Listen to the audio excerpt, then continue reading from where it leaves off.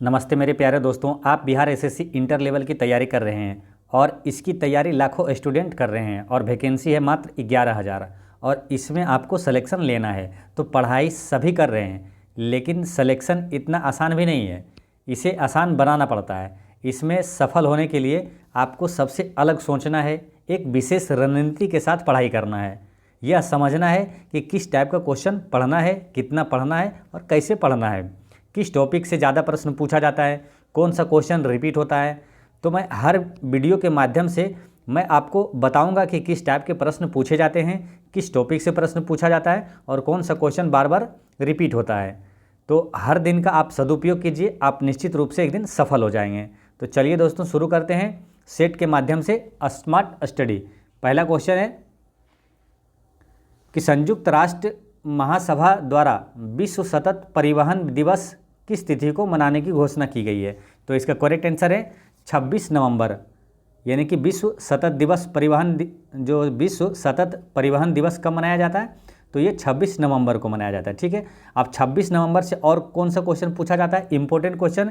तो यहाँ एक क्वेश्चन ये पूछा जाता है कि संविधान दिवस कब मनाया जाता है। तो संविधान दिवस भी 26 नवंबर को ही मनाया जाता है। ऐसे रिलेट करने से आपको याद भी रहेगा और इम्पोर्टेंट क्वेश्चन याद भी हो जाएगा और कन्फ्यूजन भी नहीं होगा। ठीक है, जैसे 26 नवंबर को एक हो गया विश्व सतत परिवहन दिवस और एक हो गया ये संविधान दिवस हो गया। अब 26 नवंबर को संविधान दिवस मनाया जाता है। इम्पोर्टेंट इसलिए ये है कि भारतीय संविधान को कब अंगीकार किया गया, तो 26 नवंबर 1949 को अंगीकार किया गया, इसीलिए 26 नवंबर को संविधान दिवस मनाया जाता है। नेक्स्ट क्वेश्चन है ऑपरेशन उपलब्ध का संबंध है।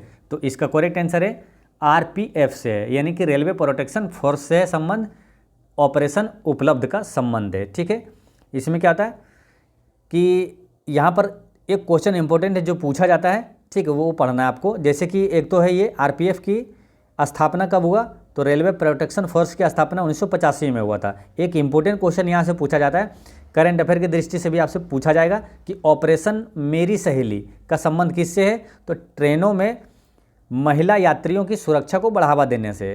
ठीक है, ऑपरेशन मेरी सहेली, तो ये आपको याद रखना है। नेक्स्ट क्वेश्चन है कि 53वां दादा साहेब फाल्के पुरस्कार 2021 से किस अभिनेता या अभिनेत्री को सम्मानित किया गया, यानी कि 53वां दादा साहेब फाल्के पुरस्कार 2021 जो है 2023 में मिला है, वो किसे मिला है, तो इसका करेक्ट आंसर है वहीदा रहमान को मिला है।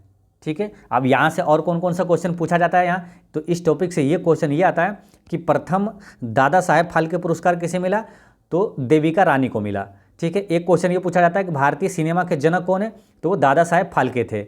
और पहली मूक फिल्म कौन थी, तो राजा हरिश्चंद्र थी। और पहली बोलती फिल्म कौन थी, तो आलमआरा था। तो देखिए, पहली मूक फिल्म और एक है पहली बोलती फिल्म, तो ये दोनों में कभी कन्फ्यूजन ना हो तो ऐसे थोड़ा सा रिलेट कर लीजिए कि बोलती आलम है ना, बोलती फिल्म है वो आलमआरा है और मूक फिल्म है राजा हरिश्चंद्र।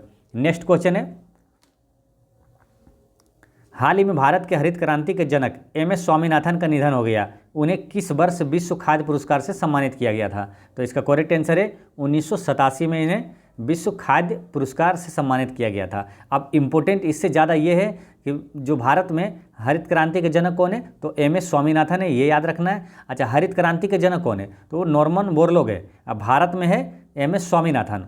अब यहाँ पर कन्फ्यूजन ना हो इसलिए एक और क्वेश्चन यहाँ पर याद रख लेना है कि भारत में श्वेत क्रांति का जनक कौन है, तो वो है वर्गीज कुरियन। ठीक है, हरित क्रांति का है एम.एस. स्वामीनाथन और भारत में श्वेत क्रांति का जनक है वर्गीज कुरियन। नेक्स्ट क्वेश्चन है लॉजिस्टिक प्रदर्शन सूचकांक प्रतिवर्ष किसके द्वारा जारी किया जाता है, तो इसका करेक्ट आंसर है विश्व बैंक द्वारा जारी किया जाता है। अब यहाँ पर कौन कौन क्वेश्चन पूछा जाता है, एक है कि विश्व बैंक की स्थापना कब हुआ, तो आपको याद रखना है विश्व बैंक और आईएमएफ यानी अंतर्राष्ट्रीय मुद्रा कोष, ये दोनों की स्थापना 1944 में हुआ था। अब ये दोनों से एक क्वेश्चन पूछा जाता है कि जैसे कि विश्व बैंक की स्थापना किस सम्मेलन के तहत हुआ था, तो ब्रेटन वुड्स सम्मेलन के तहत विश्व बैंक और आईएमएफ दोनों की स्थापना हुआ था। ठीक है, करंट अफेयर में एक क्वेश्चन याद रखना आपको, विश्व बैंक के वर्तमान अध्यक्ष कौन है, तो अजय पाल बंगा है। नेक्स्ट क्वेश्चन है किस राष्ट्रीय उद्यान में हाल ही में गज महोत्सव 2023 का आयोजन किया गया है, तो इसका करेक्ट आंसर है काजीरंगा राष्ट्रीय उद्यान में गज महोत्सव का आयोजन किया गया है। अब काजीरंगा राष्ट्रीय उद्यान इंपॉर्टेंट है, किस राज्य में है ये, तो काजीरंगा राष्ट्रीय उद्यान है असम में, ठीक है।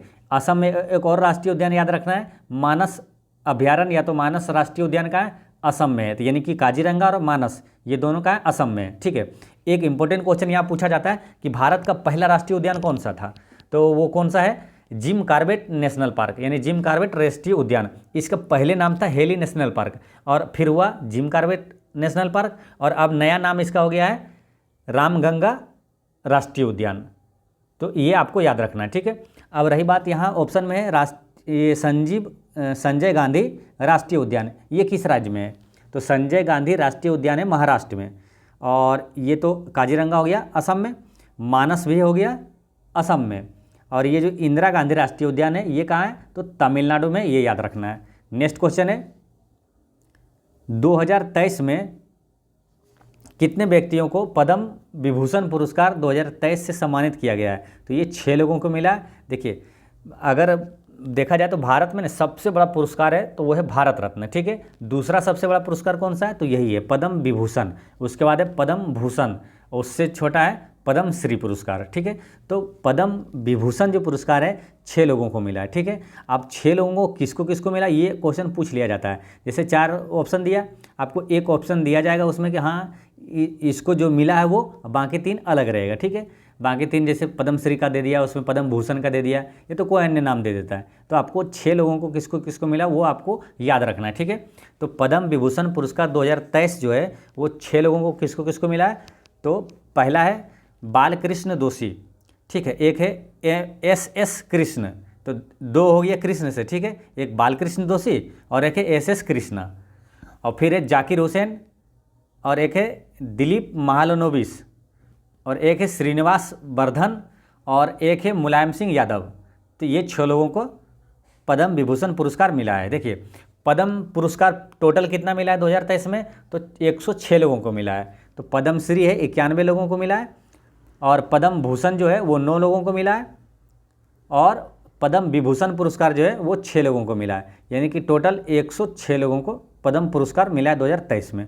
नेक्स्ट क्वेश्चन है कि 15वां ब्रिक्स शिखर सम्मेलन 2023 का आयोजन कहाँ किया गया, तो इसका करेक्ट आंसर है ये दक्षिण अफ्रीका में किया गया है। देखिए ब्रिक्स शिखर सम्मेलन जो है वो दक्षिण अफ्रीका में हुआ 2023 का, ठीक है। अब इसमें कौन कौन सा देश है ये क्वेश्चन पूछ लिया जाता है, तो आपको ध्यान रखना है ब्रिक्स है ना, इसमें कौन कौन सा, ब्राज़ील, रूस, इंडिया, चाइना, साउथ अफ्रीका, ठीक है। ये साउथ अफ्रीका का विशेष ध्यान रखना है क्योंकि ऑप्शन में कभी दे दिया जाएगा कौन ब्रिक्स का सदस्य देश नहीं है तो वहाँ श्रीलंका दे दिया जाएगा, तो ये एस से है ना साउथ अफ्रीका, ये ध्यान रखना है ना, दक्षिण अफ्रीका है। तो अब यहाँ पर क्या है कि 2023 का जो है शिखर सम्मेलन कहाँ हो रहा है, साउथ अफ्रीका में। तो 2024 का कहाँ होगा, तो ब्राज़ील में होगा। देखिए ये सीरियल से होता है, अगर पूछा जाएगा कि 2022 का यानी कि जो 14वां है ब्रिक्स शिखर सम्मेलन कहाँ हुआ था, तो दक्षिण अफ्रीका ने, इसके पहले कहाँ चाइना, ये है तो चाइना में हुआ। ये सीरियल से होता है, जैसे अभी साउथ अफ्रीका में हो गया, फिर अब इधर रिवर्स हो गया, फिर ब्राज़ील में होगा, फिर रूस में होगा, फिर इंडिया में होगा, फिर चाइना में, फिर साउथ अफ्रीका में होगा। तो ऐसे सीरियल से इसका होता है। यानी अगर 15वां है अभी साउथ अफ्रीका में, तो आप दिमाग लड़ा सकते हैं सिंपल में कि 14वां ब्रिक्स शिखर सम्मेलन कहाँ हुआ था, तो चाइना में हुआ था। उससे पहले कहाँ हुआ था, इंडिया में होता, ठीक है। और जैसे अभी 2023 का साउथ अफ्रीका में हो रहा है, तो अगला कहाँ होगा 2024 में, यानी 16वां ब्रिक्स शिखर सम्मेलन कहाँ होगा, तो वो ब्राज़ील में होगा। तो ऐसे आपको याद रखना है, ठीक है। और ब्रिक्स का मुख्यालय भी पूछा जाता है, ये ध्यान रखना है, तो वो चीन के संघाई में। ब्रिक्स की स्थापना कब हुआ था, 2009 में हुआ था। नेक्स्ट क्वेश्चन है क्वेश्चन नंबर 9,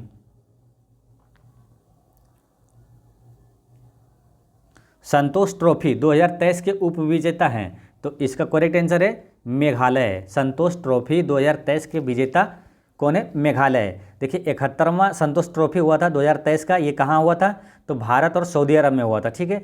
और इसके विजेता कौन थे, तो कर्नाटक था, ठीक है। कर्नाटक विजेता है और मेघालय उप विजेता है। अच्छा ये संतोष ट्रॉफी किस खेल से संबंधित है, तो ये फुटबॉल खेल से संबंधित है, ये ध्यान रखना है। नेक्स्ट क्वेश्चन है किस IIT द्वारा आब प्रहरी मोबाइल ऐप को लॉन्च किया गया है, तो इसका करेक्ट आंसर है ये IIT दिल्ली द्वारा आब प्रहरी मोबाइल जो ऐप है लॉन्च किया गया है, ठीक है। अब ये आब प्रहरी क्या है, तो शहरी क्षेत्रों में जल जमाव की समस्या से निपटने के लिए आब प्रहरी मोबाइल ऐप लॉन्च किया गया है, ये आपको ध्यान रखना है।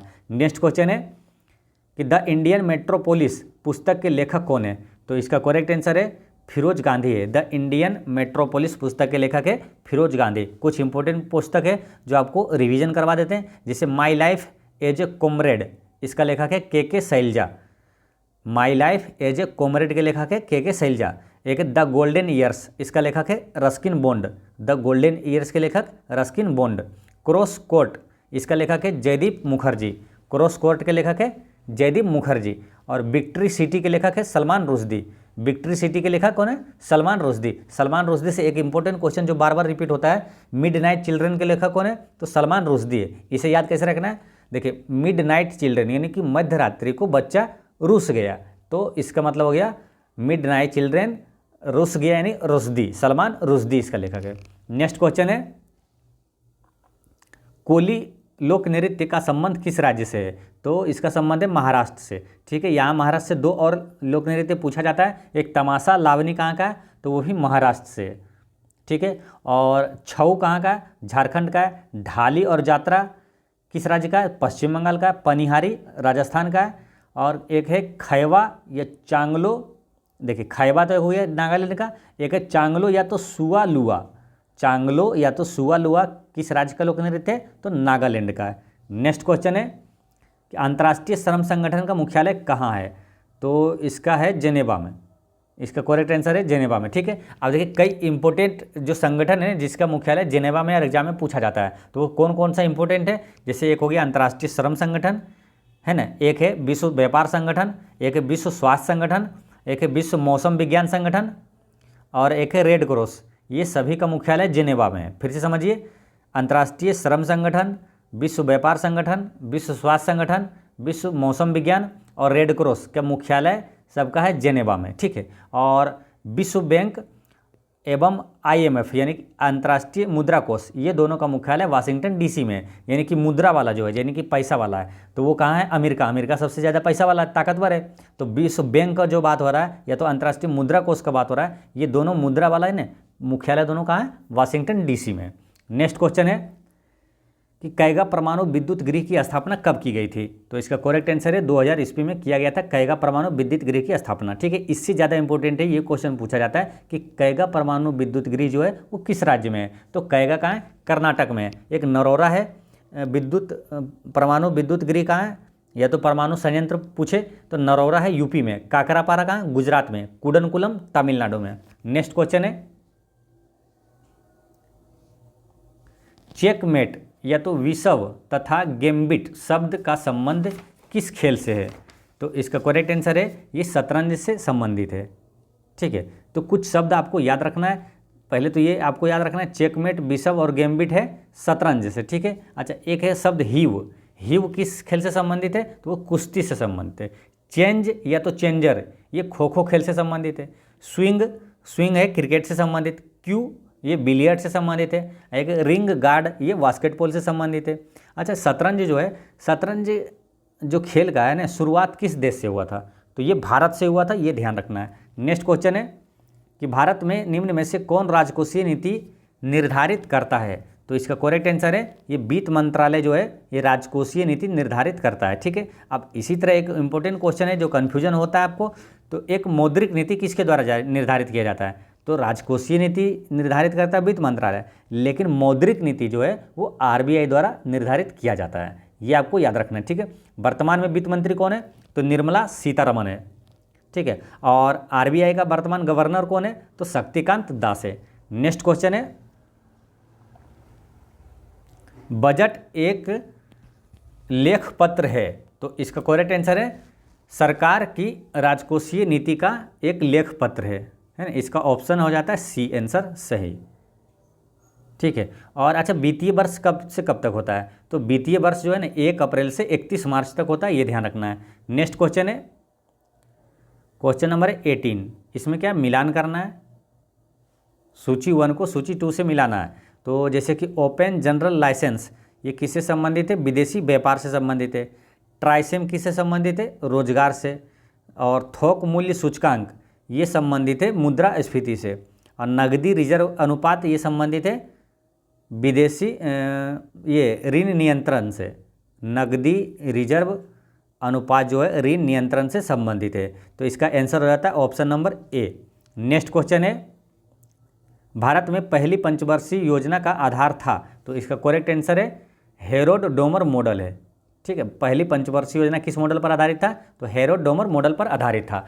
अब इस टॉपिक से कितने क्वेश्चन पूछे जाते हैं? काफ़ी इंपॉर्टेंट क्वेश्चन है जो कि इस टॉपिक से पूछा जाता है। ठीक है, कौन कौन से क्वेश्चन पूछा जाता है? तो ऐसे समझिए, देखिए सारे इंपॉर्टेंट क्वेश्चन है, इससे काफ़ी इकोनॉमिक्स से अगर क्वेश्चन पूछा जाता है तो यही सब क्वेश्चन पूछा जाता है। ठीक है, तो आपको ध्यान रखना है, जैसे पहली पंचवर्षीय योजना किस मॉडल पर आधारित है? तो हेरोड डोमर मॉडल पर। और दूसरी पंचवर्षीय योजना किस मॉडल पर आधारित है? तो पीसी महालनोबिस मॉडल पर आधारित है। ये दोनों पहले आपको याद कर लेना है। ठीक है, ये दोनों याद हो गया। अब ऐसे समझिए एक और कि पहली पंचवर्षीय योजना का मुख्य उद्देश्य क्या था? तो कृषि का विकास। और दूसरा का क्या था? तो औद्योगिक विकास। ठीक है, ये हो गया। अब पंचवर्षीय योजना का जो कार्यकाल है वो कब कब था, यानी पहली पंचवर्षीय योजना का काल कब से कब तक था, ये भी क्वेश्चन पूछा जाता है। तो पहली पंचवर्षीय योजना था 1951 से 56, और दूसरा 56 से 61, और तीसरा 61 से 66। ठीक है, अब एक क्वेश्चन पूछा जाता है कि योजना अवकाश की अवधि है। तो इसका करेक्ट आंसर है 1966 से 69। ठीक है, देखिए पहला हुआ था 51 से 56, दूसरा 56 से 61, और तीसरा 61 से 66। उसके बाद योजना नहीं हुआ था। ठीक है ना, योजना जो पंचवर्षीय योजना वो नहीं होता, योजना अवकाश हो गया था, मतलब 3 साल का रेस्ट हुआ था, इसे योजना अवकाश कहा गया है ना, 1966 से 69 तक। फिर 1969 से 74 हुआ था चौथी पंचवर्षीय योजना। ठीक है, ये हो गया। अब एक क्वेश्चन इंपॉर्टेंट यहाँ पूछा जाता है कि दुर्गापुर इस्पात संयंत्र की स्थापना किस पंचवर्षीय योजना में हुआ था? तो दुर्गापुर इस्पात संयंत्र, भिलाई इस्पात संयंत्र और राउरकेला इस्पात संयंत्र, ये तीनों का स्थापना हुआ था द्वितीय पंचवर्षीय योजना में हुआ था। ठीक है, अब एक क्वेश्चन ये पूछा जाता है कि दुर्गापुर इस्पात संयंत्र जो है वो किस देश के सहयोग से स्थापित हुआ था? तो दुर्गापुर हुआ था ब्रिटेन के सहयोग से स्थापित। इसे याद रखना है, द्रविड़, यानी कि दुर्गापुर ब्रिटेन के सहयोग से। और भिलाई जो है किस देश के सहयोग से स्थापित हुआ? तो रूस के सहयोग से स्थापित हुआ। इसे याद रखना है, भीरू, यानी कि भिलाई रूस के सहयोग से स्थापित हुआ था। और एक है राउरकेला, तो वो किस देश के सहयोग से स्थापित हुआ? तो जर्मनी के सहयोग से स्थापित हुआ था। इसे याद रखना है, राज, यानी कि राउरकेला जर्मनी के सहयोग से स्थापित हुआ था। ठीक है, अब एक क्वेश्चन यहाँ पूछा जाता है कि गरीबी हटाओ का नारा किस पंचवर्षीय योजना में दिया गया था? तो 5वीं पंचवर्षीय योजना में गरीबी हटाओ का नारा दिया गया था। तो इतने सारे क्वेश्चन आपको याद रखना है। नेक्स्ट क्वेश्चन है, निम्नलिखित घटनाओं पर ध्यान दें तथा इन्हें कालानुक्रम में व्यवस्थित करें। तो ये घटना कब कब हुई, इसके ईस्वी जानना होगा। तो इसका आंसर आप कर सकते हैं। जैसे गरीबी हटाओ का नारा कब दिया गया था? तो 1971 में दिया गया था इंदिरा गांधी के द्वारा। ठीक है, 5वीं पंचवर्षीय योजना में 1971 में। अब बैंकों का राष्ट्रीयकरण कब हुआ था? तो पहली बार जो 14 बैंक का राष्ट्रीयकरण हुआ था 1969 में। ठीक है, ये भी क्वेश्चन पूछा जाता है डायरेक्ट कि पहली बार 14 बैंक का राष्ट्रीयकरण कब हुआ था? तो 1969 में हुआ था। ठीक है, ये ध्यान रखना है। हरित क्रांति का प्रारंभ कब हुआ था? तो 1966-67 में हुआ था। ठीक है, तो इसको क्रम के अनुसार अगर सजाते हैं तो पहले 66 वाला आएगा, फिर 69, फिर 71। तो 66 वाला यानी कि 3, पहला क्या है? 3 आना चाहिए, उसके बाद 2, उसके बाद 1, यानी इसका आंसर हो जाता है ऑप्शन नंबर बी। ठीक है, और तो ये इसमें एक तो ये हो गया क्वेश्चन ये, और बाकी जो तीनों है ना ये अलग अलग इंपॉर्टेंट क्वेश्चन है, तो ये भी खास करके याद रखना है आपको। नेक्स्ट क्वेश्चन है कि निम्नलिखित में से किसका पारिस्थितिकी संतुलन से संबंध नहीं है? तो इसका करेक्ट आंसर है औद्योगिक प्रबंधन जो है ये पारिस्थितिकी संतुलन से संबंधित नहीं है। बाकी जैसे जल प्रबंधन, वन रोपण, ये वन्य जीव सुरक्षा, ये पारिस्थितिकी संतुलन से संबंधित है। एक क्वेश्चन यहाँ पूछा जाता है कि भारत में पारिस्थितिकी का जनक कौन है? तो वो रामदेव मिश्रा थे। ठीक है, ये ध्यान रखना है। नेक्स्ट क्वेश्चन है, अगर हमें विद्रोहियों में से एक भी योग्य नेता निकला होता तो हम सदा के लिए हार जाते। 1857 के विद्रोह के संबंध में उपरोक्त टिप्पणी किसने की थी? तो इसका करेक्ट आंसर है ये जॉन लॉरेंस ने किया था। ठीक है, जॉन लॉरेंस ने किया था। और 1857 की क्रांति कब प्रारंभ हुआ? तो 10 मई 1857 को प्रारंभ हुआ था मेरठ से। ठीक है, अगर क्वेश्चन पूछ लिया जाए ना कि बैरकपुर छावनी का विद्रोह जो है ना 1857 की क्रांति में कब हुआ था? तो ये 29 मार्च 1857 को हुआ था। ठीक है। एक क्वेश्चन इंपॉर्टेंट यहाँ से पूछा जाता है कि बिहार में 1857 के विद्रोह का नेतृत्व किसने किया, तो कुंवर सिंह ने किया। काफ़ी इंपॉर्टेंट क्वेश्चन है, कई बार एग्जाम में पूछा गया है, ठीक है। और एक इंपॉर्टेंट क्वेश्चन यहाँ से पूछा जाता है कि 1857 के विद्रोह को प्रथम स्वतंत्रता संग्राम किसने कहा था, तो बी.डी. सावरकर ने कहा था। नेक्स्ट क्वेश्चन है भारत में न्यायिक सेवा का जनक किसे कहा जाता है, तो इसका करेक्ट आंसर है option number A, Warren Hastings को न्यायिक सेवा का जनक कहा जाता है। अब यहाँ से ना 4 क्वेश्चन पूछा जाता है, ठीक है। एक तो ये हो गया न्यायिक सेवा का जनक, एक है सिविल सेवा का जनक किसे कहा जाता है, तो वो है लॉर्ड कॉर्नवालिस। और यहाँ पर एक क्वेश्चन ये आता है कि भारतीय जो है ना अस्थाई बंदोबस्त का जनक कौन है, तो वो भी है कॉर्नवालिस, ठीक है। एक है अस्थाई बंदोबस्त और एक है इसी तरह कन्फ्यूजन कर सकता है आपको, एक है स्थानीय स्वशासन। तो स्थानीय स्वशासन का जनक है लॉर्ड रिपन, ठीक है। तो इसे याद कैसे रखना है, देखिए स्थानीय स्वशासन में रिपन आएगा और ये जो अस्थाई बंदोबस्त है वो है बालिस, बंदोबस्त बालिस, ऐसे याद कर लेना, ठीक है ना। अस्थाई बंदोबस्त के जनक कौन है, तो कॉर्नवालिस है। ये सिविल सेवा के भी जनक है कॉर्नवालिस। काफ़ी इंपॉर्टेंट क्वेश्चन है ये, ठीक है। तो आपको याद रखना, ये क्वेश्चन बार बार रिपीट होते रहता है। तो ये हो गया। और एक है रैयतवाड़ी व्यवस्था की शुरुआत किसने किया, तो थॉमस मुनरो ने किया था। नेक्स्ट क्वेश्चन है निम्नलिखित में से किसने पटना सिटी में पीर अली के नेतृत्व में हुए विद्रोह को दबाया था, तो इसका करेक्ट आंसर है कमिश्नर टेलर ने ये जो पीर अली के नेतृत्व में हुए विद्रोह को दबाया था कमिश्नर टेलर ने, ठीक है। यहाँ से कौन क्वेश्चन पूछा जाता है, तो यहाँ से एक क्वेश्चन आपको याद रखना है कि भागलपुर में नमक सत्याग्रह का नेतृत्व किसने किया, तो महादेव लाल सर्राफ ने किया था। नेक्स्ट क्वेश्चन है क्वेश्चन नंबर है 25।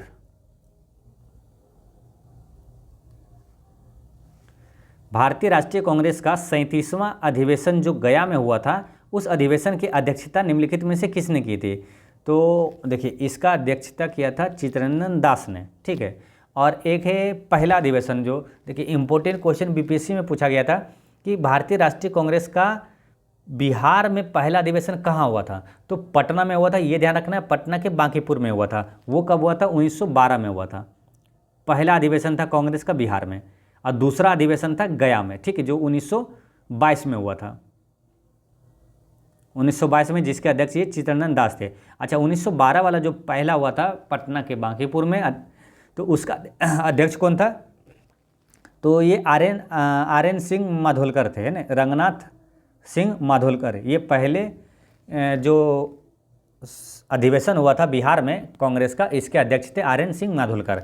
अब देखिए इसे याद कैसे रखना है ताकि थोड़ा सा क्लियर हो जाए। जैसे 12 और 22 में, दोनों में, एक पटना में एक गया में, दोनों में कभी कन्फ्यूजन ना हो, तो एक कम से कम कन्फर्म याद रहता है ना, तो क्या है दूसरा अपने आप है ना वो टिक करके आप आसानी से समझ सकते हैं, ठीक है। जैसे कि ये 22, तो 22 का दास है, 22 दास, ऐसे रिलेट कर लेना, 22 दास, यानी कि 1922 वाला जो गया में दूसरा हुआ था उसका अध्यक्ष था चित्तरंजन दास, ठीक है। तो ऐसे याद रख लेना है। अब ये 4 क्वेश्चन यहाँ हो गया पहला, ठीक है। यहाँ पर काफ़ी इंपॉर्टेंट है ये क्वेश्चन, ठीक है। VVI से VVI है क्वेश्चन, ये 4 हो, यानी कि कहाँ हुआ था पहला अधिवेशन और उसके अध्यक्ष कौन थे, दूसरा अधिवेशन बिहार में कहाँ हुआ था और उसका अध्यक्ष कौन थे, ठीक है।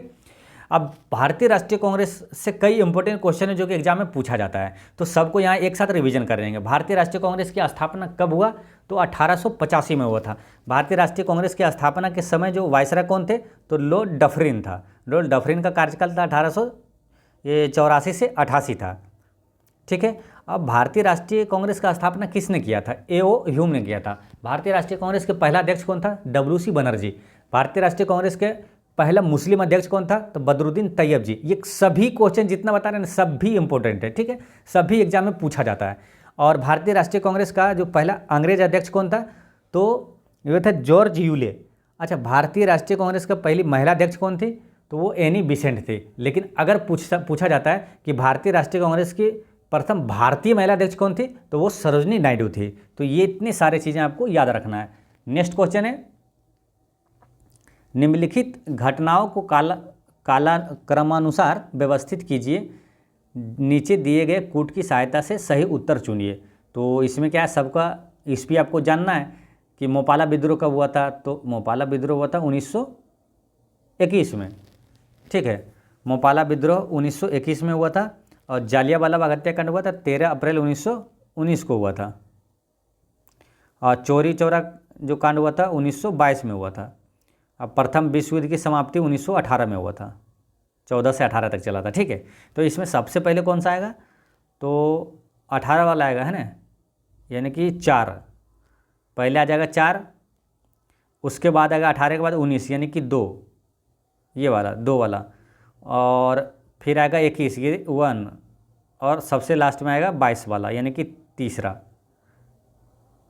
तो इसका आंसर हो जाता है 4 2 1 3, ठीक है, 4 2 1 3, ये किस में है, ऑप्शन नंबर सी में है, इसका करेक्ट आंसर हो गया, ठीक है। तो ये चीज़ें याद रखना है। नेक्स्ट क्वेश्चन है कि बिहार के किस जिले में असहयोग आंदोलन के दौरान झंडा कांड हुआ था, तो इसका करेक्ट आंसर है ये भागलपुर में हुआ था, असहयोग आंदोलन के दौरान झंडा कांड हुआ था, ठीक है।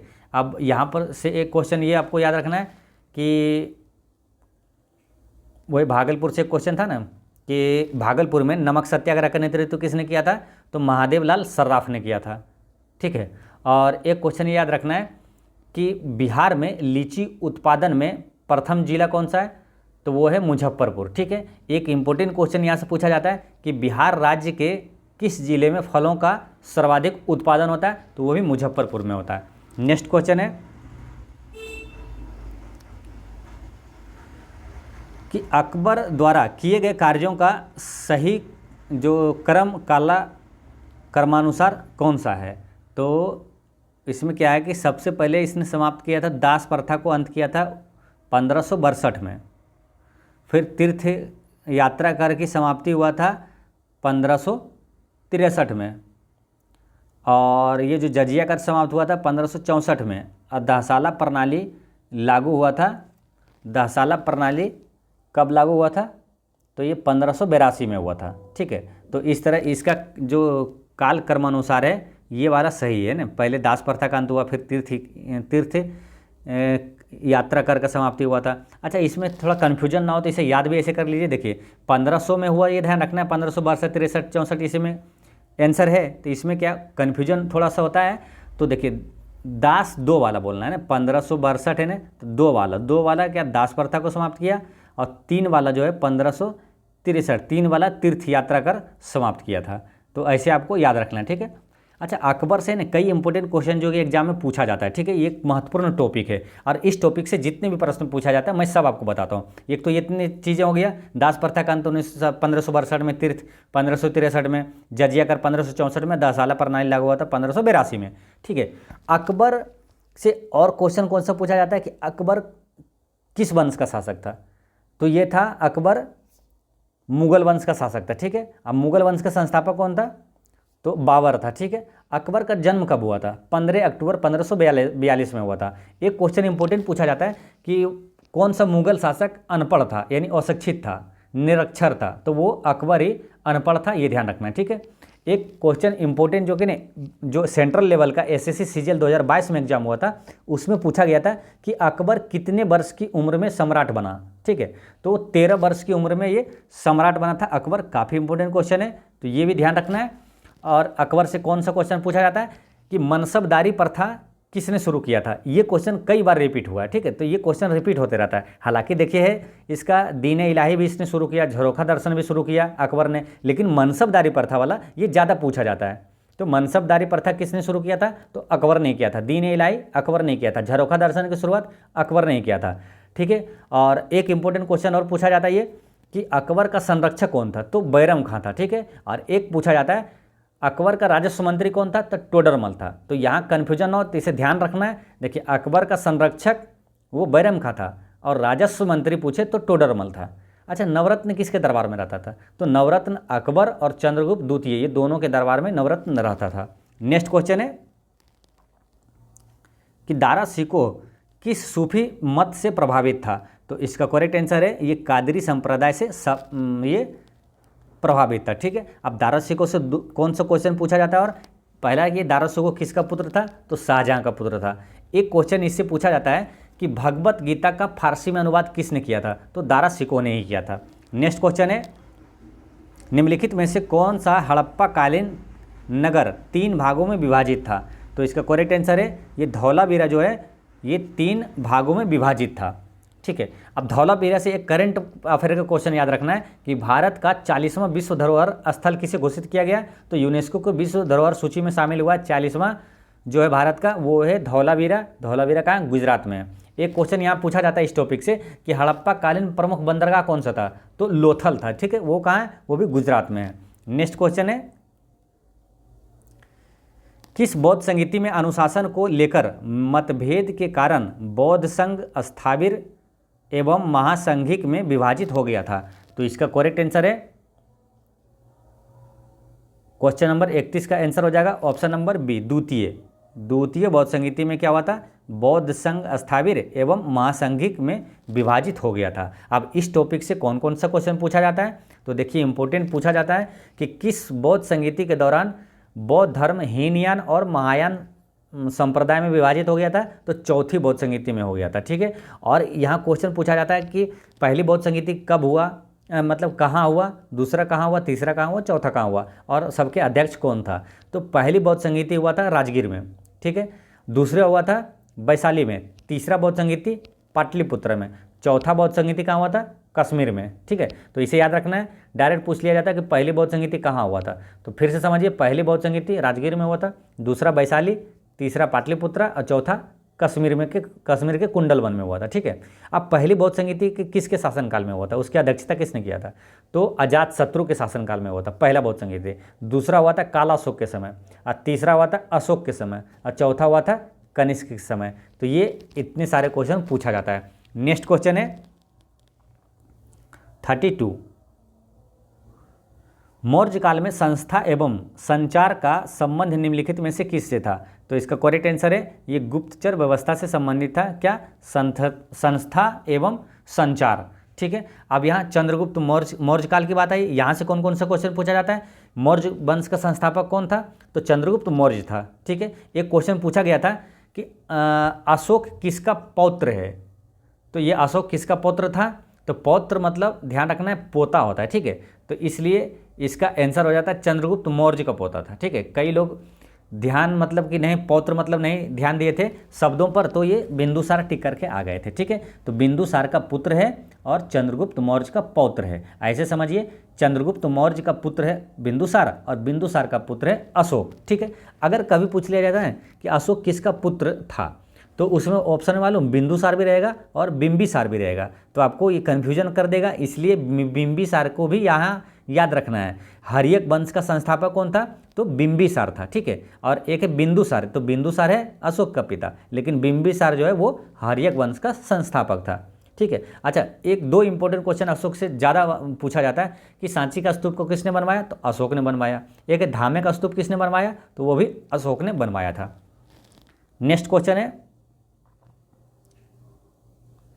मेगास्थनीज द्वारा भारतीय समाज को 7 वर्गों में बांटा गया है, निम्नलिखित में से कौन 7 वर्गों में सम्मिलित नहीं था, तो इसमें सम्मिलित नहीं था कौन मालूम, क्षत्रिय, बाकी किसान, सैनिक, कारीगरी, शिल्प ये था, यानी कि 7 वर्गों में बांटा गया था ना। तो 3 तो ये हो गया, किसान, सैनिक और कारीगरी, शिल्पी, और कौन था, दार्शनिक। फिर देखिए 7 को एक साथ समझिए, ठीक है। जैसे 7 वर्ग में बांटा गया था वो दार्शनिक, किसान, अहिर, ये 3 हो गया, फिर कारीगर एवं शिल्पी, फिर सैनिक, फिर निरीक्षक एवं सभासद में विभाजित किया था, ठीक है। तो ये ध्यान रखना है, इसमें क्षत्रिय नहीं था, ठीक है। और यहाँ से एक क्वेश्चन ये पूछा जाता है कि जो मेगास्थनीज तो है वो किसका राजदूत था, तो सेल्यूकस निकेटर का राजदूत था। इंडिका पुस्तक के लेखक कौन है, तो वो है मेगास्थनीज, ठीक है, ये याद रखना है। यहाँ 3 इंपॉर्टेंट क्वेश्चन जो पुस्तक है ना, जो कि एग्जाम में काफ़ी इंपॉर्टेंट होता है, हर एग्जाम में कहीं ना कहीं एग्जाम में रिपीट होते रहता है, ठीक है। जैसे मेगास्थनीज के लेखक कौन है, सॉरी इंडिका के लेखक कौन है, मेगास्थनीज, इसे याद कैसे रखना है, तो इंडिका को इंडिया से रिलेट कर दीजिए, ठीक है। इंडिया में अब मेगास्थनीज को मेगा खनिज बोल दीजिए, तो इंडिया में क्या मेगा खनिज है, यानी कि इंडिका के लेखक मेगास्थनीज है। एक क्वेश्चन पूछा जाता है कि राजतरंगिणी के लेखक कौन है, तो वो है कल्हन, ठीक है। और एक क्वेश्चन है ना राजनीतिक तरंगिणी से ये भी पूछा जाता है कि राजतरंगिणी पुस्तक का संबंध है तो कहाँ से, कश्मीर का क्षेत्र से संबंधित है, ठीक है। तो इसे याद कैसे रखना है, देखिए ये कश्मीर के क्षेत्र से संबंधित है, तो कश्मीर में अक्सर कला होती रहती है, कश्मीर में अक्सर कला होती रहती है, यानी वहाँ से रिलेट करके रखना, दोनों क्वेश्चन याद हो जाएगा। राजतरंगिणी का लेखक है कलह होते रहते यानी कलहन, ठीक है, ऐसे हो गए। राज तरंगिणी के लेखक कलहन है। और एक क्वेश्चन आता है अष्टाध्यायी के लेखक, ये पूछा जाता है, कई बार एग्जाम में रिपीट हुआ है। तो अष्टाध्यायी के लेखक है पाणिनि। इसे याद कैसे रखना है, तो अष्टा को रिलेट करिए कष्ट से, यानी कि अगर किसी को कष्ट होगा ना तो उसे पानी देना चाहिए, ठीक है। अष्ट को कष्ट से और पानी से पाणिनि, तो अष्टाध्यायी के लेखक कौन हो गया, पाणिनि। नेक्स्ट क्वेश्चन है निम्नलिखित में से कौन सा द्वीप भारत और श्रीलंका के मध्य स्थित है। तो इसका करेक्ट आंसर है रामेश्वरम द्वीप जो है वो भारत और श्रीलंका के मध्य स्थित है। यह रामेश्वरम द्वीप किस राज्य में है, तो तमिलनाडु में है। एक क्वेश्चन ये आता है कि मन्नार की खाड़ी किस देश के बीच है, किन दो देशों के बीच, तो मन्नार की खाड़ी बोलिए या तो पाक जलडमरू मध्य बोलिए, ये भी भारत और श्रीलंका के बीच है, ठीक है। और दो इंपॉर्टेंट क्वेश्चन करंट अफेयर का याद रखना है, सैन्य अभ्यास यानी कि मित्र शक्ति सैन्य अभ्यास किस देश के बीच है, भारत और श्रीलंका के बीच है मित्र शक्ति। और एक है सलाइनेक्स, सलाइनेक्स रहेगा, सलाइनेक्स का कौन भारत और किसके बीच है ये संयुक्त सैन्य अभ्यास, तो भारत और श्रीलंका के बीच है। तो इसे याद रखना है। देखिए एस एल से हो गया श्रीलंका और आई एन से हो गया इंडिया, ऐसे रिलेट कर लेना है ना, श्रीलंका और इंडिया के बीच है सलाइनेक्स, ठीक है। और एक कौन सा था, मित्र शक्ति, इसे याद कैसे रखना है। देखिए काफ़ी इंपॉर्टेंट क्वेश्चन ये सब है, में जो संयुक्त सैन्य अभ्यास से ने ये क्वेश्चन पूछा जाता है, ठीक है। तो संयुक्त सैन्य अभ्यास जो है इसके पहले कौन सा था, मित्र शक्ति। तो मित्र शक्ति को कैसे याद रखेंगे, तो जैसे श्रीलंका से रिलेट करिए, जैसे कि वहाँ पर लंका में है ना, लंका का राजा था रावण, तो युद्ध हुआ था। तो लंका में जब रावण से युद्ध हुआ था तो उसमें क्या है, एक व्यक्ति जो था वो अपना यानी कि इधर राम भगवान का मित्र था, ठीक है, राम भगवान का मित्र था। तो जब भारत का समझिएगा राम भगवान का मित्र था, यानी मित्र शक्ति जो है वो भारत और श्रीलंका के बीच है। नेक्स्ट क्वेश्चन है भारत का कौन सा पतन लौह अयस्क निर्यात करने वाला सर्व प्रमुख पतन है। तो इसका करेक्ट आंसर है ये है मार्मा गांव बंदरगाह। मार्मा गांव पतन जो है वो लौह अयस्क निर्यात करने के लिए प्रमुख है, ठीक है। अब ये मार्मा गांव किस राज्य में है, तो मार्मा गांव है गोवा में है, ठीक है। इसे याद ऐसे भी हो गया, तो मार्मा गांव गोवा, गांव कहाँ है, गोवा में है, ये पतन गोवा में है, ठीक है। अब यहाँ से कौन सा क्वेश्चन पूछा जाता है कि भारत का सबसे बड़ा बंदरगाह कौन सा है, तो वो मुंबई बंदरगाह। लेकिन अगर पूछे भारत का सबसे गहरा बंदरगाह कौन सा है, तो वो विशाखापत्तनम बंदरगाह है, ठीक है। एक क्वेश्चन है ये आप पूछा जाता है कि किस बंदरगाह का नाम जवाहरलाल नेहरू बंदरगाह रखा गया है। तो ये नौहावा सोवा बंदरगाह जो है वो भी मुंबई में है, उसका नाम बदलकर जवाहरलाल नेहरू बंदरगाह कर दिया गया है। नेक्स्ट क्वेश्चन है हिंद महासागर में सबसे बड़ा द्वीप है, तो हिंद महासागर का सबसे बड़ा द्वीप है मेडागास्कर, ठीक है। और कुछ क्वेश्चन यहाँ पर याद रखना है जो कि एग्जाम में आता है, जैसे सेशल्स द्वीप कहाँ है, तो वो भी हिंद महासागर में। सुंडा द्वीप कहाँ है, वो भी हिंद महासागर में। एक क्वेश्चन आता है कि विश्व का सबसे बड़ा द्वीप कौन सा है, तो वो है ग्रीनलैंड द्वीप। नेक्स्ट क्वेश्चन है गंगा का डेल्टा निम्न में से किस प्रकार का डेल्टा का उदाहरण है। तो इसका करेक्ट आंसर है ये चापाकार डेल्टा का उदाहरण है गंगा का डेल्टा, ठीक है। विश्व का सबसे बड़ा डेल्टा कौन सा है, तो वो सुंदरवन का डेल्टा है, वो भारत और बांग्लादेश में स्थित है, ठीक है। और सुंदरवन का डेल्टा जो है ना वो किसके संयोग से बनता है, गंगा और ब्रह्मपुत्र के, ठीक है। और एक क्वेश्चन आता है कि कौन सी नदी एस्चुरी का निर्माण करती है, यानी कि डेल्टा का निर्माण नहीं करती है, वो एस्चुरी का निर्माण करती है, तो वो है नर्मदा और ताप्ती। नेक्स्ट क्वेश्चन है आल्प्स पर्वत के उत्तरी ढाल के सहारे स्विट्जरलैंड में बहने वाली स्थानीय पवन है, तो इसका करेक्ट आंसर है यूरोप है ना। ये जो आल्प्स पर्वत है और यूरोप का है, लेकिन इसमें जो बहने वाले स्थानीय पवन का नाम पूछा है तो वो है फोन है ना। इसका करेक्ट आंसर हो जाता है ऑप्शन नंबर बी, ठीक है। और एक क्वेश्चन ये आता है कि यूरोप की सबसे बड़ा पर्वत कौन सा है, तो सबसे बड़ा पर्वतमाला यूरोप का है यही आल्प्स पर्वत, ठीक है, ये ध्यान रखना है। नेक्स्ट क्वेश्चन है कि भूकंप का सर्वाधिक प्रभाव देश पर होता है, तो इसका करेक्ट आंसर है अधिक केंद्र पर होता है, ठीक है। अब यहाँ दो क्वेश्चन याद रखना है, एक होता है अधिकेंद्र, एक होता है उद्गम केंद्र। तो ये क्वेश्चन पूछा गया है, ठीक है ना, कि एक क्वेश्चन आया था कि पृथ्वी की सतह पर उद्गम केंद्र के ठीक ऊपर का बिंदु वो क्या कहलाता है। यानी कि ऐसे भी पूछ लिया जाता है ना कि पृथ्वी की जो सतह पर जो भूकंप पहला महसूस होता है वो उसे क्या कहा जाता है, तो अधिकेंद्र कहा जाता है। अब पृथ्वी के अंदर जो बिंदु, वह बिंदु जहाँ से विक्षेप शुरू होता है तो वो कहलाता है उद्गम केंद्र कहलाता है। ठीक है, ये ध्यान रखना है। अच्छा, भूकंप की तीव्रता को किस में मापा जाता है, तो सिस्मोग्राफ में या तो रिएक्टर स्केल में मापा जाता है। नेक्स्ट क्वेश्चन है निहारिका क्या है, तो ये है एक तप्त गैस का बादल है। निहारिका एक तप्त गैस का बादल है। नेक्स्ट क्वेश्चन है 41,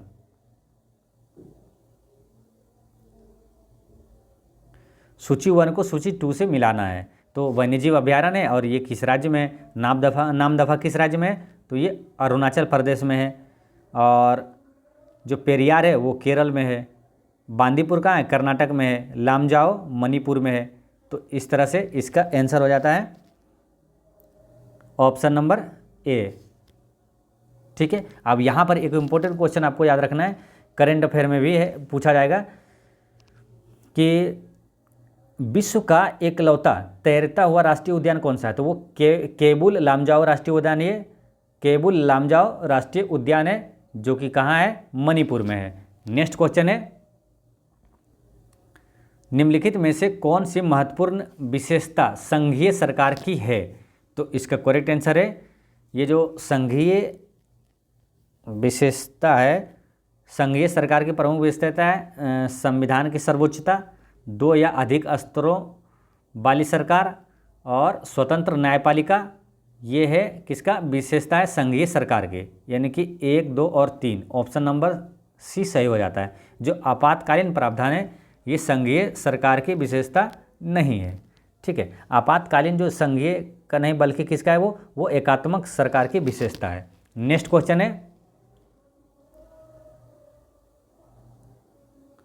प्राण एवं दैहिक स्वतंत्रता के अधिकार का वर्णन संविधान के किस अनुच्छेद में है, तो इसका करेक्ट आंसर है ये अनुच्छेद 21 में प्राण एवं दैहिक स्वतंत्रता का अधिकार है। ठीक है, अब अनुच्छेद के बारे में क्वेश्चन पूछा जाता है तो जब भी अनुच्छेद का आएगा तो वहाँ पर 2-4 कम से कम याद करना ही करना है। ठीक है, तो अनुच्छेद 52 में क्या है, तो अनुच्छेद 52 में है ये कि कुछ दशाओं में गिरफ्तारी और निरोध से संरक्षण है। ठीक है, एक क्वेश्चन ये आता है कि अपराधों के लिए दोष सिद्धि के संबंध में संरक्षण किस अनुच्छेद में, तो अनुच्छेद 20 में है।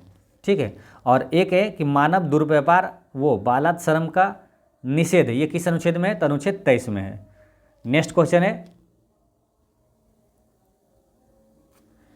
किसी राज्य के लोक सेवा आयोग के कार्यों को निम्नलिखित में से किस एक के अनुमोदन से संघ लोक सेवा आयोग को सौंपा जा सकता है, तो इसका करेक्ट आंसर है जो राष्ट्रपति है ना, भारत के राष्ट्रपति, इसका आंसर हो जाता है। यानी कि किसी राज्य के लोक सेवा आयोग के कार्यों को निम्नलिखित में से किस एक के अनुमोदन से, तो राष्ट्रपति के अनुमोदन से संघ लोक सेवा आयोग को सौंपा जा सकता है। नेक्स्ट क्वेश्चन है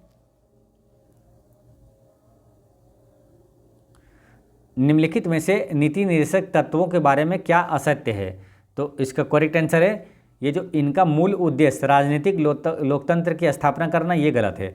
जो राज्य के नीति निर्देशक तत्व है इसका जो है सही कथन है कि संविधान के भाग 4 में है, इसे आयरलैंड के संविधान से लिया गया है राज्य के नीति निर्देशक तत्व, और इसे जो है न्यायालय में परिवर्तनीय नहीं है, तो इसका आंसर हो जाता है option number D.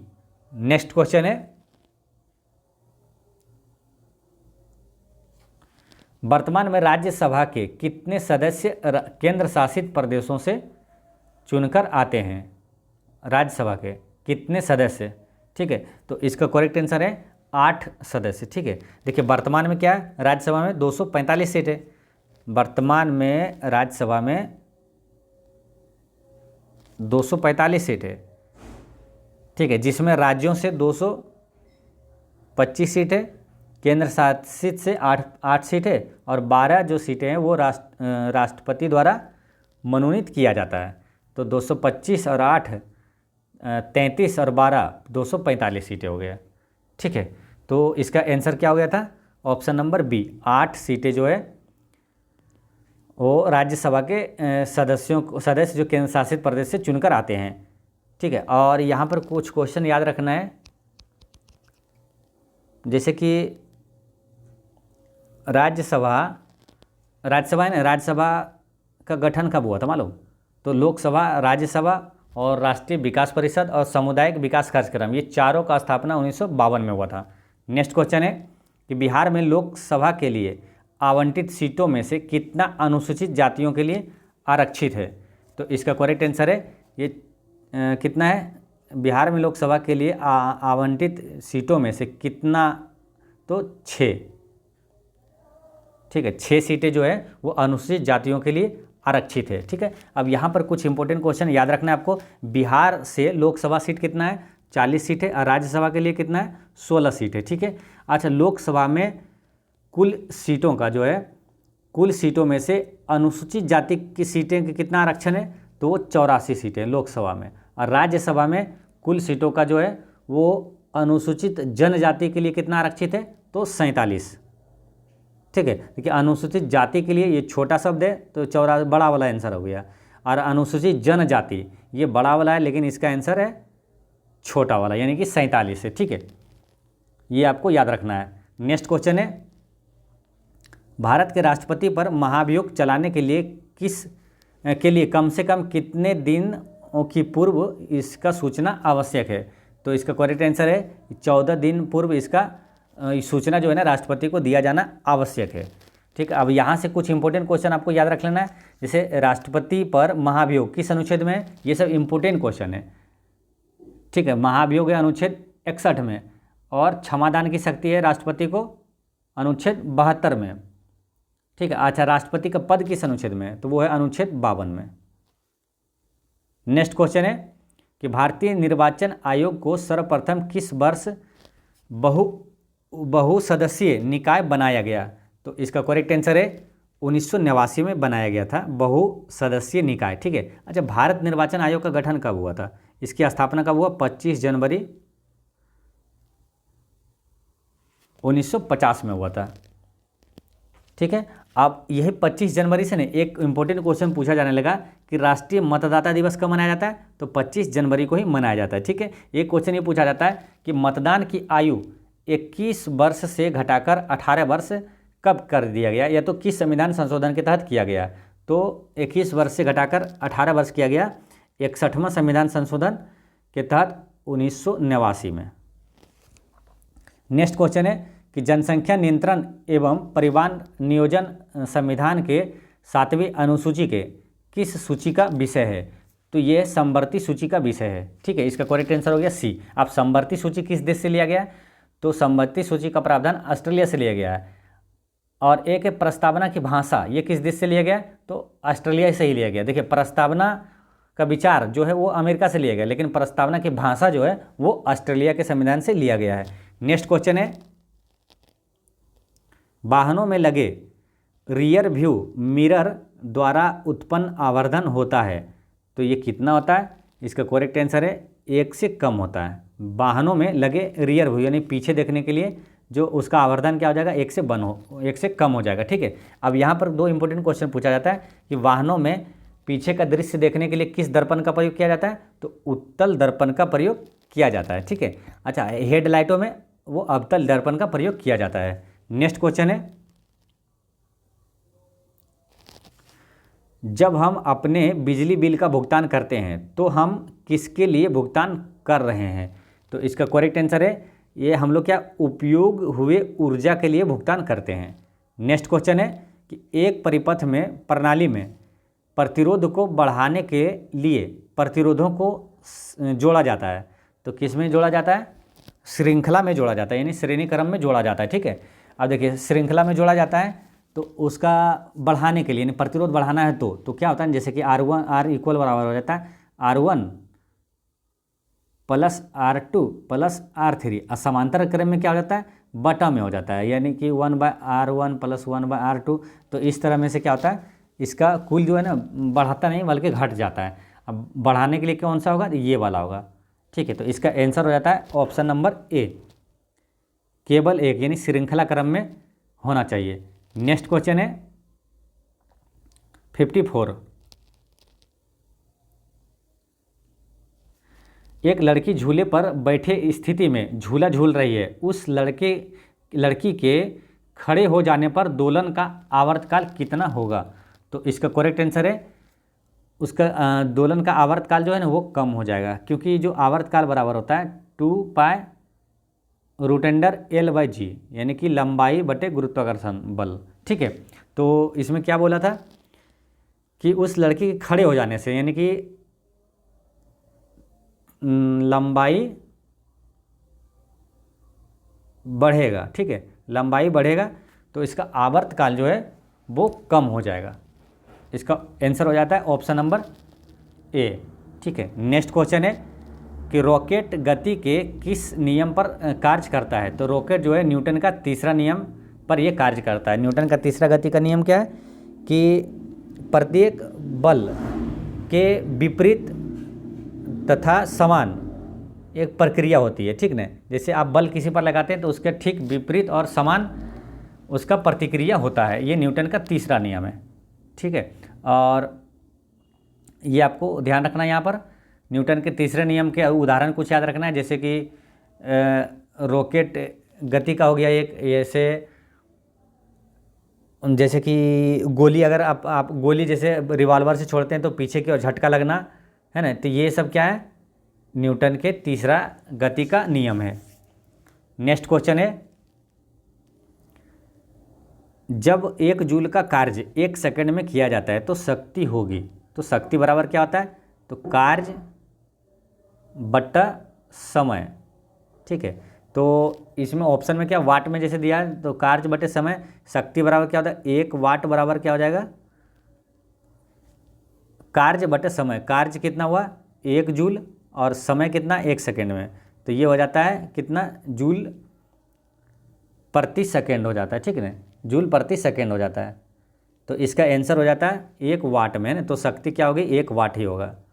Next question है कि 1 हर्ट्ज होता है, तो इसका करेक्ट आंसर है 1 हर्ट्ज बराबर होता है प्रति मिनट 60 कंपन। ठीक है, अब एक क्वेश्चन यहाँ से ये पूछा जाता है कि आवृत्ति की SI इकाई क्या है? तो आवृत्ति की इकाई हर्ट्ज होता है, ये ध्यान रखना है। नेक्स्ट क्वेश्चन है कि निम्नलिखित में से कौन सा एक एंटीबायोटिक नहीं है? तो एंटीबायोटिक देखिए, एरिथ्रोमाइसिन ये भी एंटीबायोटिक है, और ये स्ट्रेप्टोमाइसिन ये भी एंटीबायोटिक है, और पेनिसिलिन भी एंटीबायोटिक है। तो पूछा कौन नहीं है, तो इसका आंसर हो जाएगा इनमें से कोई नहीं।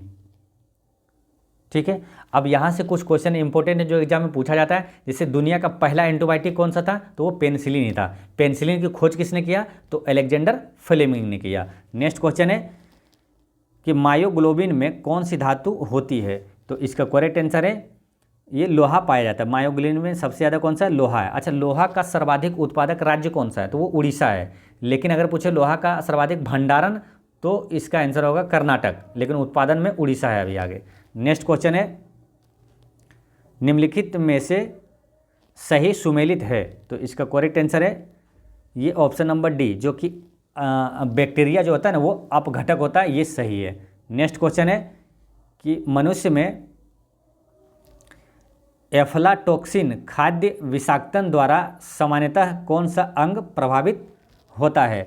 तो इसका करेक्ट आंसर है ये यकृत प्रभावित होता है। ठीक है, मनुष्य में एफ्लाटॉक्सिन खाद्य विषाक्तन द्वारा सामान्यतः यकृत प्रभावित होता है। अब यकृत से कई इंपॉर्टेंट क्वेश्चन पूछा जाता है एग्जाम में, तो आपको याद रखना है। ठीक है, सबसे बड़ी ग्रंथि मानव शरीर का कौन सा है? तो वो यकृत ही है। सबसे छोटी ग्रंथि पीनियल ग्रंथि जो मस्तिष्क में पाया जाता है। ठीक है, अब एक क्वेश्चन ये पूछा जाता है कि पित्त का स्त्राव कहाँ से होता है? तो वो यकृत से होता है। ठीक है, पित्त जमा कहाँ होता है? तो वो पित्ताशय में होता है। तो यहाँ ध्यान देने वाली बात है, जब ध्यान से याद नहीं रखेंगे न इसे, तो एग्जाम में कई बार है कई स्टूडेंट क्या पित्त कहाँ से स्त्राव होता है तो उसका आंसर पित्ताशय कर देता है। लेकिन आपको ध्यान रखना है पित्त का स्त्राव यकृत से होता है, पित्त जमा होता है पित्ताशय में।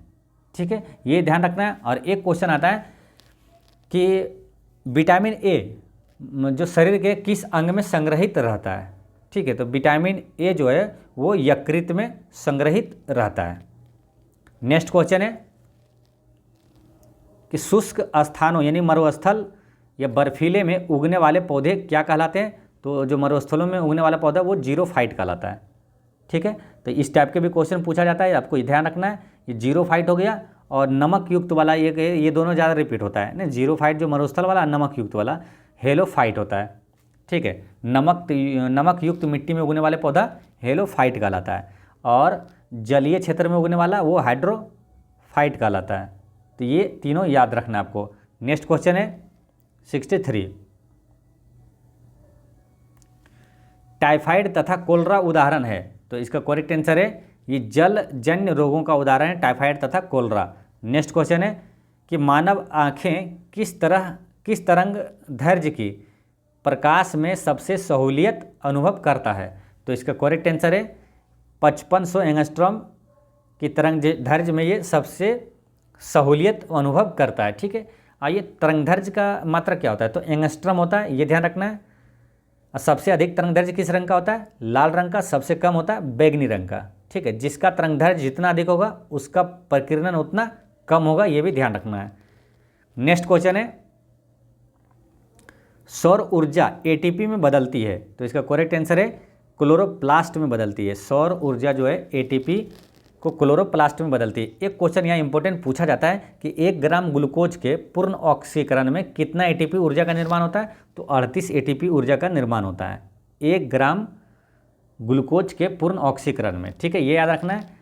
तो कितना? 38 एटीपी। इसे याद कैसे रखना है? बिहार में कितने जिले हैं? 38 जिले हैं। ठीक है, वहीं से याद रखना है कि 1 ग्राम ग्लूकोज के पूर्ण ऑक्सीकरण में कितना एटीपी ऊर्जा प्राप्त होता है? 38 एटीपी। नेक्स्ट क्वेश्चन है, निम्नलिखित में से किस हार्मोन में आयोडीन मिली होती है? तो जो कि हार्मोन में आयोडीन मिला होता है वो है थायरोक्सिन हार्मोन। ठीक है। यहाँ से एक क्वेश्चन ये पूछा जाता है कि घेंघा रोग है ना किसकी कमी से होता है? तो घेंघा रोग जो होता है वो आयोडीन की कमी से होता है। ठीक है, ये ध्यान रखना है। नेक्स्ट क्वेश्चन है कि पौधों में पानी पहुँचाया जाता है। पानी यानी कि पानी को जब क्वेश्चन है, लेकिन आपको याद हम इस तरह से करवाते हैं, आपको इस तरह से सोचना है। ठीक है, पानी यानी जल सोचना है ना। तो जल जाइलम, जल किसके द्वारा? जाइलम द्वारा लिया जाता है। ठीक है। और एक है भोजन, भोजन का परिवहन कौन करता है? फ्लोएम करता है। फिर से समझिए, जल का जाइलम हो गया, अब भोजन का जो है वो फ्लोएम द्वारा वहन किया जाता है। ठीक है, भोजन का। लेकिन भोजन का है, इसे याद कैसे रखना है? तो भोजन का इंग्लिश में क्या बोलते हैं हम लोग? फूड। तो इसको ऐसे याद रख लेना है, food phloem, food phloem. Food किसके द्वारा परिवहन किया जाता है? तो फ्लोएम के द्वारा, जल जाइलम के द्वारा। तो ये याद रखना है। नेक्स्ट क्वेश्चन है कि निम्न में से सबसे मीठी चीनी है। तो सबसे मीठी चीनी जो होता है वो होता है फ्रक्टोज। ठीक है, इसका आंसर हो जाता है फ्रक्टोज। नेक्स्ट क्वेश्चन है, सूची 1 को सूची 2 से मिलाना है। तो शून्य द्रव्यमान किसका होता है? न्यूट्रॉन का होता है ना। इसका आंसर हो जाता है 1 का 2। और फिर आंशिक आवेश किस में होता है? ये क्वार्क में होता है। और आंशिक प्रचक्रण ये होता है पॉजिट्रॉन में। प्रचक्रण पॉजिट्रॉन में। अब पूर्णांक प्रचक्रण जो होता है वो होता है फेनोन में। पूरा फूल है ना, पूर्णांक वाला फेनोन, फूल परिचक्रण फेनोन में होता है। तो ऐसे आपको याद रखना है। ठीक है, तो इसका आंसर हो जाता है option number A. Next question है कि निर्वात में ध्वनि की गति कितनी होती है? तो निर्वात में ध्वनि की गति कितनी होती है? यहाँ पर क्या क्वेश्चन में झोल है। ठीक है, देखिए क्या होता है कि निर्वात में ध्वनि गति करती ही नहीं है। ठीक है, निर्वात में ध्वनि गमन नहीं करती है। ध्वनि का गमन के लिए ये क्या होता है? माध्यम की आवश्यकता पड़ती है। प्रकाश जो है वो निर्वात में भी गमन कर सकती है, ये ध्यान रखना है, लेकिन ध्वनि निर्वात में गमन नहीं करती है। तो इसका गति क्या होगा? कुछ नहीं। तो इसका आंसर हो जाएगा ऑप्शन नंबर डी। ठीक है, ध्वनि अनुदैर्ध्य तरंग है, ये ध्यान रखना है। और प्रकाश जो है वो, ये ध्वनि हो गया अनुदैर्ध्य। अब प्रकाश जो है वो क्या है? एक होता है अनुदैर्ध्य, वो अनुप्रस्थ होता है ना। प्रकाश प्रस्थ, ऐसे रिलेट कर लेना। प्रकाश प्रस्थ, ये ध्वनि धैर्य, ध्वनि धैर्य, ध्वनि जो है अनुधैर्य तरंग है। ठीक है, एक क्वेश्चन पूछा जाता है, कई बार एग्जाम में रिपीट होता है कि ध्वनि का वेग अधिकतम होता है किस में? तो ठोस में होता है, ये ध्यान रखना है। अगर ऑप्शन में ठोस, द्रव, गैस इस तरह दिया है कुछ भी, या तो जैसे स्टील दे देता है तो स्टील में सबसे ज़्यादा इसका गति होता है। ठीक है, यानी कि ध्वनि का वेग जो होता है वो सबसे ज़्यादा ठोस में होता है, उसके बाद द्रव में होता है और सबसे कम गैस में होता है। ध्वनि मापने की इकाई क्या है? डेसिबल है। नेक्स्ट क्वेश्चन है कि निम्नलिखित में से कौन सा मूल तत्व है? तो इसका करेक्ट आंसर है ये जो हीरा है जो ये मूल तत्व है। अच्छा, एक क्वेश्चन आता है कि सबसे कठोर पदार्थ कौन सा है, तो वो हीरा ही है। ठीक है, सबसे कठोर धातु कौन सा है, तो वो टंगस्टन है। सबसे भारी धातु कौन सा है, वो ओस्मियम है। नेक्स्ट क्वेश्चन है 72।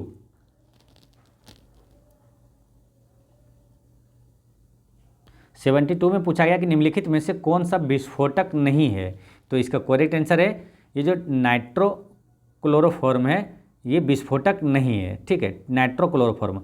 बाकी जो ट्राइनाइट्रोटाइलून है ये है, ट्राइनाइट्रोग्लिसरीन ये है, और साइक्लोट्राइमेथिलीन जो है ये सही, ये भी विस्फोटक है। यानी देखिए एक चीज़ कॉमन यहाँ ध्यान रखना है कि विस्फोटक वाला जो है ना उसमें ट्राई जरूर है ना, ट्राइनाइट्रोग्लिसरीन, ट्राइमेथिलीन, ये ट्राई वाला जो है ये विस्फोटक हो गया।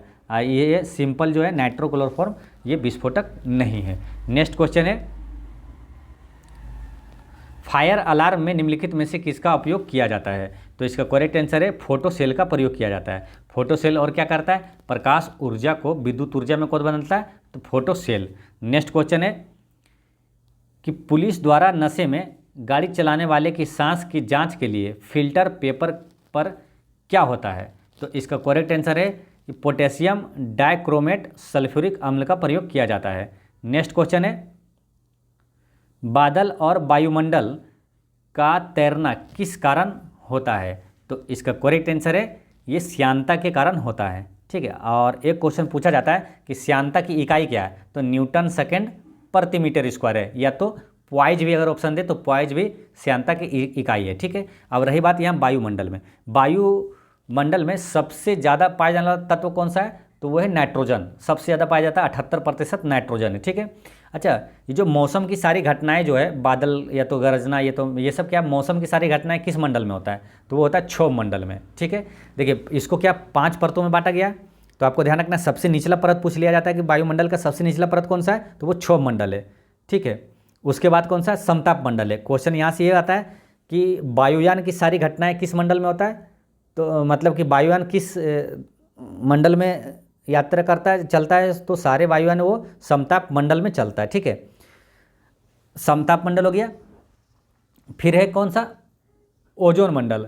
तो ओजोन मंडल क्या होता है कि जो खतरनाक पराबैंगनी विकिरण को पृथ्वी पर आने से कौन सा रोकता है, तो ओजोन परत रोकता है। ठीक है, उसके बाद होता है आयन मंडल, फिर होता है बहिर्मंडल। आयन मंडल से क्वेश्चन आता है कि जो रेडियो तरंगे हैं, रेडियो या तो टेलीविज़न का जो संभव है चलना, वो किसके कारण होता है, तो आयन मंडल के कारण होता है। तो ये सारी चीज़ें आपको याद रखना है। ठीक है, तो दोस्तों इस तरह से सेट नंबर 5 का जीके और साइंस का पूरा क्वेश्चन होता है समाप्त। मैथ और रीजनिंग का मैं कुछ वीडियो डालूंगा जिससे आपको क्या है ना, जो मेन होता है प्रोसेस बनाने का और शॉर्टकट बनाने का, जो आसानी से आप एग्जाम में टिक कर दें, तो वो आपको मैं कुछ वीडियो अपलोड करूँगा।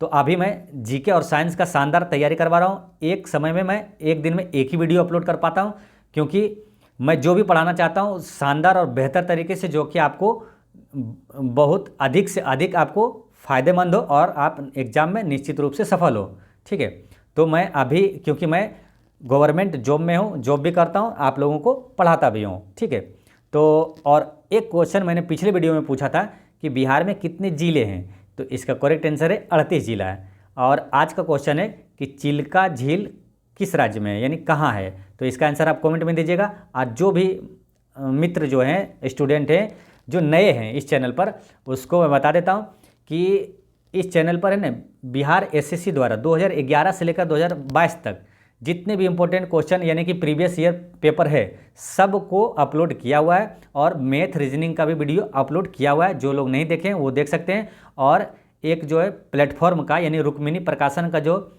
बिहार एसएससी इंटर लेवल का नया प्रैक्टिस सेट आया था, उसका पूरा 24 सेट का शानदार डिस्कशन किया हुआ है, आप प्ले लिस्ट में जाकर देख सकते हैं। ठीक है, और एक चीज़ हमेशा याद रखना है कि आपकी मुस्कान एक अनमोल खजाना है, इसे छोटी छोटी बातों में खोना ना रहे। पढ़ते रहें, मुस्कुराते रहें। जय हिंद दोस्तों।